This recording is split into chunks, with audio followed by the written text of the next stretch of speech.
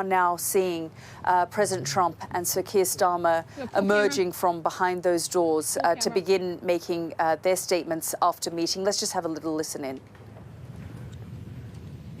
Thank you very much. We all know the great Prime Minister of the UK, and we just signed a document. This is, sorry about that. Very important document. A little windy out here. We just signed it, and it's done. And so we have our trade agreement with the European Union, and it's a fair deal for both. Going to produce a lot of jobs, a lot of income, and we have many. I want to congratulate you.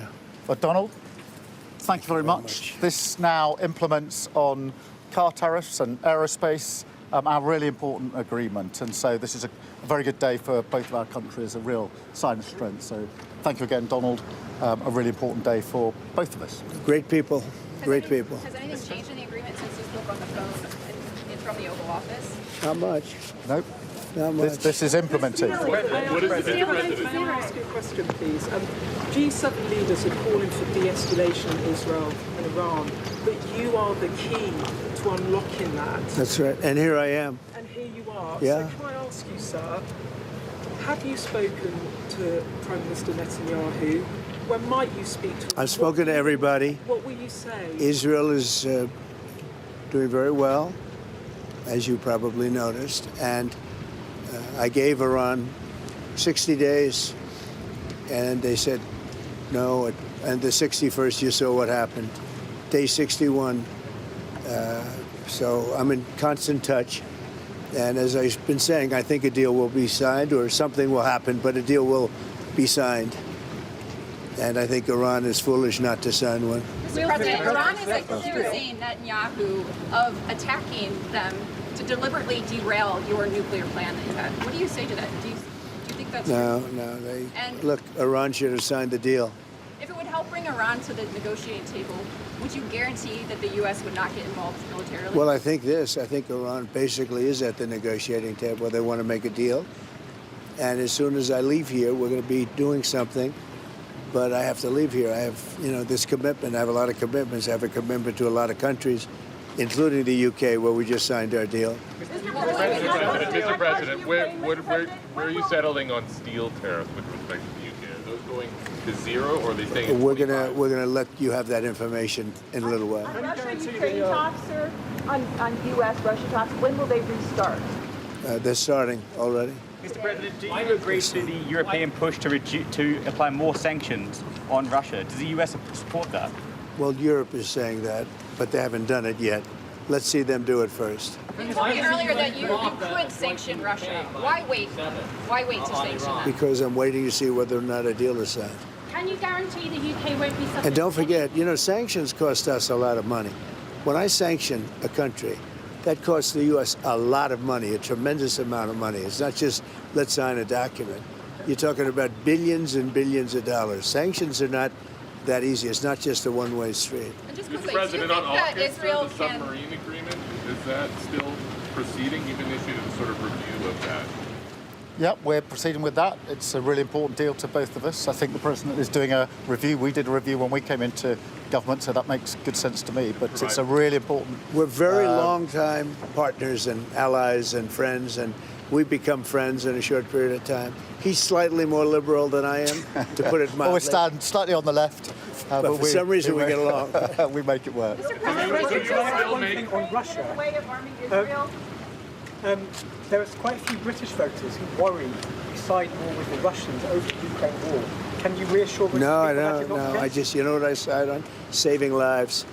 I only care about saving lives. We have nothing to do with it except that Biden stupidly let us get into that mess and gave them $350 billion. $350 billion. And yet, despite that, you saw how we did in the Middle East. We took in $5.1 trillion. We have $15 trillion almost, looking around that number, going to be invested in the U.S. So the money is not the thing in this case. It's 5,000 young people are being killed every week in Russia, Ukraine. And if I can stop that, I'll be very happy. They're Ukrainian and they're Russian. So you could say, what am I doing? But I'd like to see if I could stop it. Would you Do consider you going think that Israel can fully eliminate the threat that Iran poses, this nuclear threat that they pose, without the United States military? Who said that? No, I'm asking if you believe they can. Well, it doesn't. It's irrelevant. Something's going to happen. Have you Mr. President, would you Zelensky, consider sir? traveling to the Mideast as part of any talks if it would help broker a deal? Yeah, but I think we're doing pretty well. We're talking. You don't think We have a thing called a telephone, so we're talking. But it's always better to talk in person. Mr. President, do you want to see regime change in Iran? I want to see no nuclear weapon in Iran, and we're well on our way to making sure that happens. And we've had a discussion about that this morning. There's in the G7 absolute clarity in relation to the nuclear program. We do not want to see it. Mr. President, do you have a response? about the future tariffs? What? Can you guarantee the UK will be protected from any future tariffs? The UK is very well protected. You know why? Because I like them. That's why. That's their ultimate protection. Thank you very much. The Prime Minister's done a great job. I want to just tell that to the people of the United Kingdom. He's done a very, very good job. You know, he's done what other people, they've been talking about this deal for 6 years, right? 6 years. And he's done what they haven't been able to do. So he's done really a very good job. How about your response to Tucker Carlson criticizing you, saying that you were complicit in the war? I don't know what Tucker Carlson is saying. Let him go get a television network and say it so that people listen. And quickly, Thank you. have you spoken to Zelensky before your bilat? Yeah, a lot of them. Japan? A lot of them. Could happen. How to go with the Japanese, sir? Well.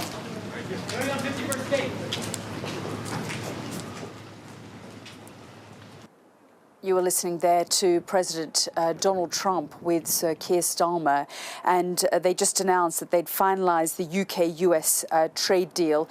Donald Trump described Keir Starmer as a friend. He said, "We've become friends in a short space of time, and I just want to tell the people of the United Kingdom that he's done a terrific deal here." And he confirmed that the two sides had finalised the US-UK trade deal. He was also asked a number of questions about the escalating situation between Iran and Israel. He said that Israel has been doing very well, that he's in constant touch with the Israelis. He said that Iran is foolish to have not signed a deal and that Iran should have signed a deal. He said, as soon as I leave here, I will be doing something, and he said that Iran wants to make a deal. So just summing up those two things, that the UK and the US have finalised their trade deal. He also spoke about the escalating situation between Israel and Iran. Let's bring in our James Matthews, who joins me live from the G7 summit. James, we're going to speak with Cordelia in a moment about those talking points that he made about Israel and Iran. But I just want to ask you about this finalising of this trade deal between the UK and the US.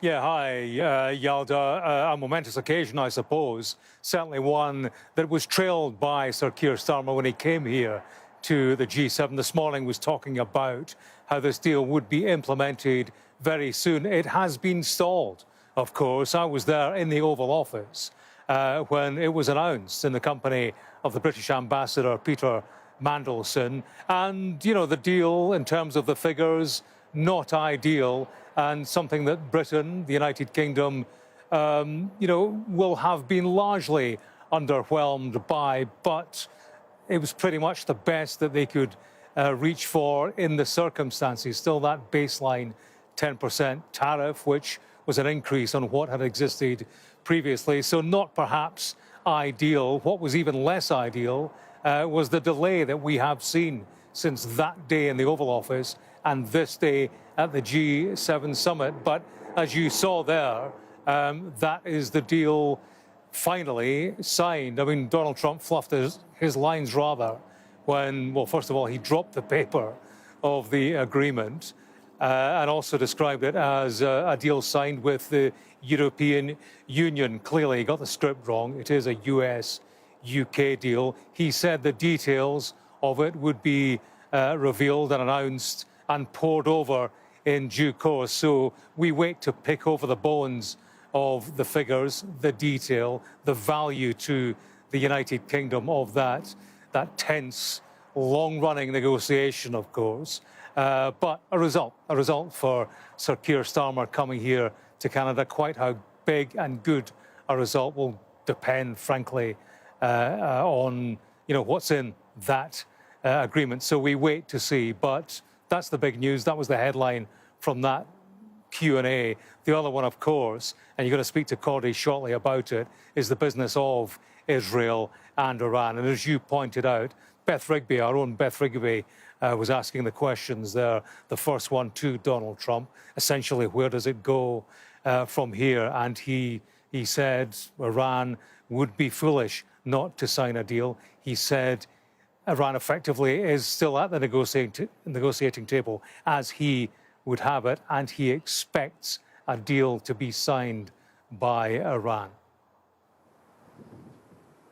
James, thank you so much for bringing us up to date. And as James was saying there, Beth Rigby was asking some of those questions from Donald Trump about the Israel-Iran conflict, and we will try and go to her as soon as we can get her. But let's bring in our Cordelia Lynch, who joins me live from Tel Aviv tonight. And Cordy, obviously this issue, the Iran-Israel conflict, is at the forefront of the minds of these leaders, and it has in some ways overshadowed this conference as well, this summit.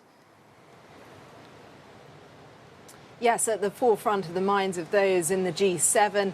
And for Donald Trump, something that he has long been preoccupied. This is a man who is dead set on casting this image of himself as a successful deal maker. And he has long wanted to achieve that deal when it comes to curtailing Iran's nuclear ambitions. He is, of course, the same leader who pulled out of the nuclear non-proliferation treaty. Now he is hoping that this pressure, this conflict, will bring Iran back to the table. But that's very uncertain. There's a lot of jeopardy in the air. What they have in their favor is an Iranian leadership that is embattled.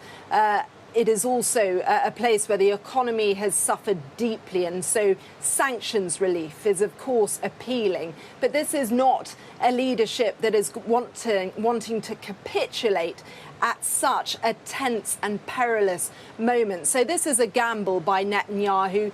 There's a lot of confident talk from Donald Trump, but he won't be drawn yet on what US intervention may look like if indeed that does happen militarily. The hope is that he's going to be able to do this through talking alone. He says he's in constant contact with the Israeli leadership here too. I think what we have been struck by here on the ground here is public support for Benjamin Netanyahu, who himself has had a lot of challenges with his own popularity, a lot of criticism of his leadership of the war in Gaza. I think the difference here is opinion polls suggest that many Israelis believe that Iran represents an existential threat to Israel. That, of course, is something that we have heard repeatedly from Benjamin Netanyahu too.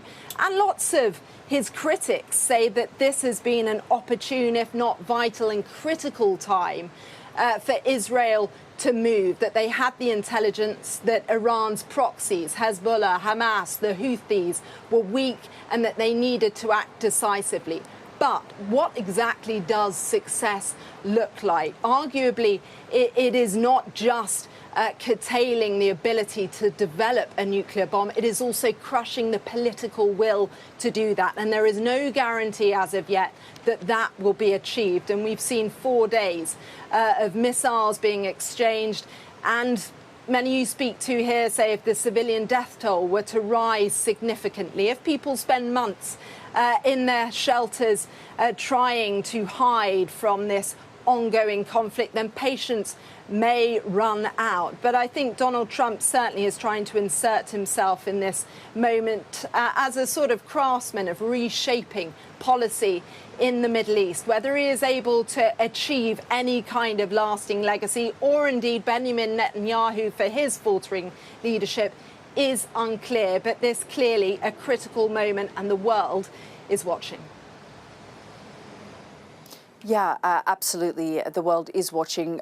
Cordy, I'm just going to keep you there for a moment and come back to you, because Iran's Revolutionary Guard says a fresh wave of strikes has been launched against Israel tonight and will continue until the morning. And that was according to Iranian state TV. They say the Israeli cities of Tel Aviv and Haifa are being targeted in a missile and drone attack.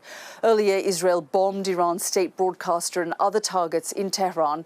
Iranian media are reporting air defences over Tehran are highly active tonight. So, Cordy, we are looking at images right now of where you are, Tel Aviv, as well as Haifa. Haifa has been hit quite heavily over the course of the last few days, and we're seeing the death toll both in Iran and in Israel continue to rise. And tonight is going to be another difficult night for people here in Israel. Air raid sirens will go off and people will be forced to go into their bunkers as news comes in following that Iranian Revolutionary Guard statement that there is a fresh wave of strikes being launched against Israel tonight. Yes, hard to unpick, Yalda, really the reality next to the hyperbole of all of this. We have heard in previous nights of these bombast threats from Iran that have not resulted in massive damage, but certainly significant hits. We've seen that play out here in Tel Aviv and Haifa, north of where we are here in Tel Aviv too. And certainly these are tense times for those here. Lots of people living quieter lives, sheltering indoors. We've met some people that have moved from the north down to try and escape to get some safety. There's a lot of discussion around whether there are enough shelters in the areas that are needed.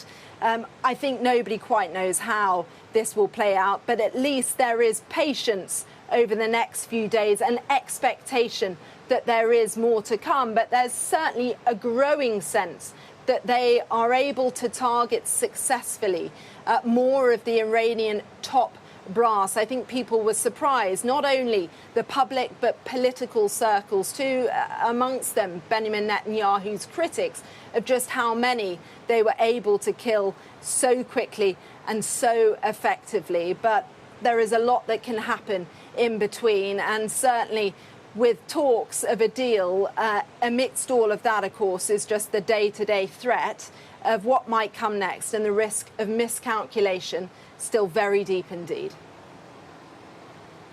Yeah, absolutely. Cordy, thank you so much for your reporting this evening. Now, the conflict has continued throughout the day, as our Middle East correspondent Alistair Bunkle reports from Petah Tikva in central Israel.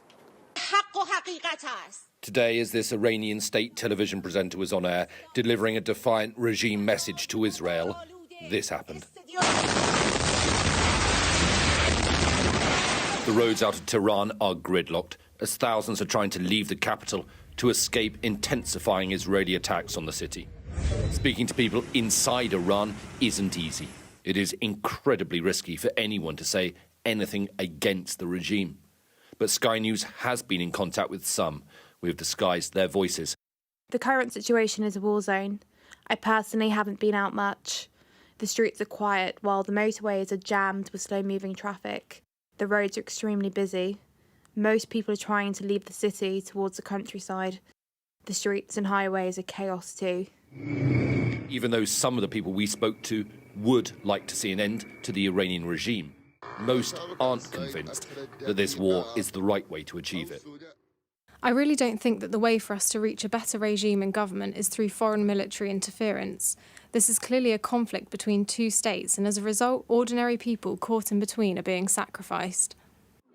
Israel says that it has now destroyed a third of Iran's ballistic missiles. But barrages are still being fired at Israel every night. And this is what happens when they get through the air defences. 4 people were killed when this apartment block took a direct hit. And we think actually the ballistic missile hit one of the safe rooms where people were sheltering directly, which is what caused some of the fatalities here. The emergency services have cordoned it all off. They're still working here. We've seen them operating on some of the upper floors, and they are working to make sure that nobody is still trapped inside there. Michael lives in the next door building. He was sheltering when the missile struck. We ran away to shelter, and in a few minutes, every destruction. Like I can't even explain the situation, the feelings. And that's it. Frightening. Yeah. Despite the ongoing missile attacks and the daily casualties, Israelis we spoke to still support their government's actions. We need to stop the atomic bombs factory. Yes. No one has the right to create this kind of bombs and to aim on us. For the first time in the war, the IDF has published evacuation warnings for parts of Tehran. It is a demonstration of their confidence to fly over the city now at will. The IDF has said today that they still haven't achieved all of their aims. There is no sense Israel is ready to stop just yet. Alistair Bunkle, Sky News, in Petah Tikva, central Israel. I'm just going to shift your attention away from the Middle East and take you back to Canada and the G7 summit, where world leaders are currently meeting. And in the last few minutes, we saw Donald Trump with Keir Starmer coming out and meeting with the press and talking about the fact that they have now finalised the US-UK trade deal. Let's go straight to our political editor, Beth Rigby, who joins me live from the summit. And Beth, two things came out of that conversation: the fact that they had finalised this trade deal, and of course you asked some questions around the escalating tensions and conflict between Israel and Iran. Yes, Yalda. So we knew that this US-UK trade deal was in the final stages of being pinned down. There was a broad agreement in May, which was announced by Prime Minister Starmer and President Trump on a call between the White House and the UK. And the two gentlemen there had apparently a small talk before they came out to do a short press conference with journalists, and they went back in for talks. But there you saw President Trump holding up the agreed deal. He actually accidentally dropped it on the floor, and Prime Minister Starmer picked it up.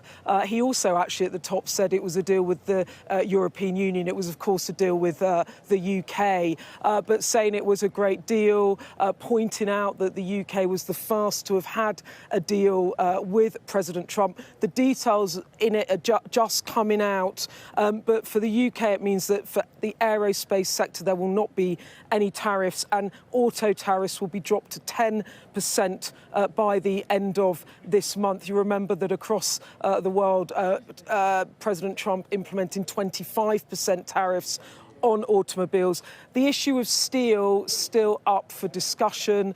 That was not in this final agreement, and I think they are still talking about that. The UK keen to reduce tariffs there, but that hasn't made the final cut. But that was a good moment for the UK Prime Minister. But look, the focus here is totally on Israel and Iran and de-escalation, and what will President Trump do about it? Can he bring Benjamin Netanyahu to the table? Can he persuade him to stop the strikes, which is what Iran says it wants, for it to come back to the negotiation table? And that's what I asked him when I got a question to him just now. G7 leaders are calling for de-escalation in Israel and Iran, but you are the key to unlocking that. That's right, and here I am. And here you are. Yeah. So can I ask you, sir, have you spoken to Prime Minister Netanyahu? When might you speak to him? I've spoken to everybody. What will you say? Israel is doing very well, as you probably noticed, and I gave Iran 60 days, and they said no, and the 61st you saw what happened. Day 61. So I'm in constant touch, and as I've been saying, I think a deal will be signed, or something will happen, but a deal will be signed. And I think Iran is foolish not to sign one. Mr. President, Iran is accusing Netanyahu of attacking them to deliberately derail. Well, look, President Trump there saying that he thinks a deal will be signed. He says Iran needs to sign it. He didn't explicitly talk about Netanyahu beyond saying they're in constant conversation. He said that he had more things to do this week. When he was asked whether that meant going to the Middle East, he didn't answer the question. He said there are telephones, though. So it's very much a live situation. Still unclear, actually, what this deal might look like and how he might achieve it. But what is clear is that for all of the leaders at the G7, this is the primary issue that they are discussing at this summit. Beth Rigby reporting there from that G7 summit in Alberta, Canada, bringing us the latest breaking lines, and to Yalda as well in Jerusalem. Now let's bring you our top domestic story. A major report into grooming gangs in England and Wales has found that authorities have been in denial for decades over the ethnicity of offenders. Baroness Casey's investigation found that data from 3 police forces showed that disproportionate numbers of men from Asian ethnic backgrounds were among suspects. But she says the ethnicity of grooming gang members has been shied away from and is still not recorded for 2/3 of perpetrators. Well, the government has already announced a full national inquiry and says it will implement Baroness Casey's recommendations in full. So those then include the compulsory collection of ethnicity and nationality data for all suspects in child sexual abuse and criminal exploitation cases. Every local police force in England and Wales should review its records to identify cases of child sexual exploitation that have not been acted upon. She calls for a national police operation and national inquiry to coordinate a series of targeted investigations into child sexual exploitation. And she says the Department for Transport should take immediate action to put a stop to out-of-area taxis and bring in more rigorous standards for the regulation of taxi drivers. Our Home editor, Jason Farrell, has this report. We've spoken to victims of grooming gangs across the country, and in 2022 a case was reopened in Humberside following a Sky News investigation, where we found threatening Snapchats and texts, diary entries, school reports from concerned teachers and photos of injuries that all indicated teenage victims had been abused. One of them we'll call Anna. She welcomes the government's decision to launch a national inquiry. The attitudes of the professionals, the police, social services, from what I've heard or seen, they seem very similar in every area. Police attitudes towards victims, it's not investigated properly, and then I think it ends up being a bit too late. Like our case, it's, I don't know, maybe 8 years down the line, and now they're asking witnesses for information. Anna's experiences are all too familiar, according to today's report by Louise Casey, who found adolescent girls too often treated as adults, not children, and that police are still not properly investigating or capturing data on the offenders. This report found that ethnicity is not recorded by the police for 2/3 of perpetrators, even though a similar report 5 years ago found exactly the same thing. Baroness Casey says instead, flawed data is repeatedly used to dismiss claims about Asian grooming gangs. And she says this only plays into the hands of those who wish to sow division in society. If we just establish the facts, then you can take the pain out of this. And I think you've got sort of do-gooders that don't really want this to be found because, you know, oh, God, then all the racists are going to be more racist. Well, actually, people that are racist are going to use this anyway. All you're doing with the hate mongers and the racists is giving them more and more ammunition. Whether you find it or don't find it, you have to grasp the nettle, work out what's going on and do something about it. The Home Secretary has accepted the recommendation for the compulsory collection of ethnicity data. And on the key issues of ethnicity that I'd asked her to examine, she has found continued failure to gather proper, robust national data, despite concerns being raised going back very many years. In the local data that the audit examined from 3 police forces, they identify clear evidence of overrepresentation among suspects of Asian and Pakistani heritage men. And she refers to examples of organisations avoiding the topic altogether for fear of appearing racist or raising community tensions. all leading to the government launching a national inquiry, which earlier this year they had described as unnecessary, a clear U-turn. Mr. Speaker, the Prime Minister's handling of this scandal is an extraordinary failure of leadership. His judgment has once again been found wanting. Since he became Prime Minister, he and the Home Secretary dismissed calls for an inquiry because they did not want to cause a stir. They accused those of us demanding justice for the victims of this scandal as, and I quote, jumping on a far-right bandwagon. Yes. The Prime Minister on a trip to Canada, forced to defend his reasoning. As a safeguard, I asked Louise Casey to look again, do an audit, to see if there's anything that had been missed. She's carried out that audit, she's presented that to me, I've read it in full, and on the basis of what she's found, she says there should be a national inquiry. I've looked at her report, I've considered that material. I think she's right, and that's why there'll be a national inquiry. There will be new laws to protect children from being blamed for the crimes committed against them. Obtaining her police records using a subject access request, Anna found officers appeared to blame her for lifestyle choices and putting herself at risk. Every time I look at it, I still think it's shocking. It was the same sort of terminology. Lifestyle choices, liar, attention seeker, and the majority of it was negative, like bad attitude. It was really rare that I'd come across something where they were actually listening or they were concerned. Baroness Casey's report contains a whole chapter titled Denial. She says it's time for honesty. Jason Farrell, Sky News. Let's take you back to the situation in the Middle East. There has been a fresh wave of launches, we were told early this evening by Iranian state television. A new wave of Iranian missile attacks on Israel has begun. That was at 20 to 9 this evening. Now we are beginning to see interceptions, and certainly the Israel Defense Forces have suggested that the IDF has identified missiles launched from Iran towards the territory of the State of Israel. Defensive systems are operating to intercept the threat. A few minutes ago, we saw one of those interceptions, we think.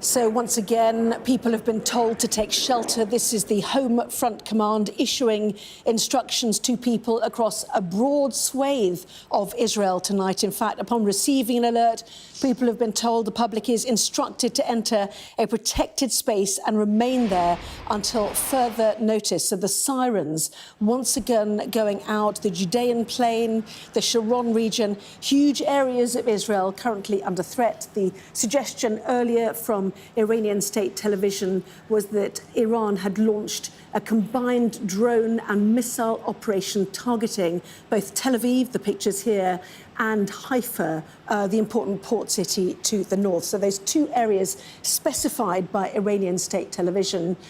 We are multiple days into this now. We know there have been fatalities, multiple people injured too. We know also that Israel had begun targeting surface-to-surface missiles themselves in western and central Iran today. And earlier, of course, we saw that dramatic pictures of the attack on the Iranian state television service as well. So the very latest is that interceptions, it does appear, are once again underway. People across a broad swathe of Israel have been told to take shelter. Israeli military saying it has identified missiles launched from Iran. So we watch, we wait, and we'll bring you those pictures when we can. So that was Sky News at 10. Lots of breaking news. Obviously, we'll take a look at the newspapers for you next, including... Back with that in just a moment.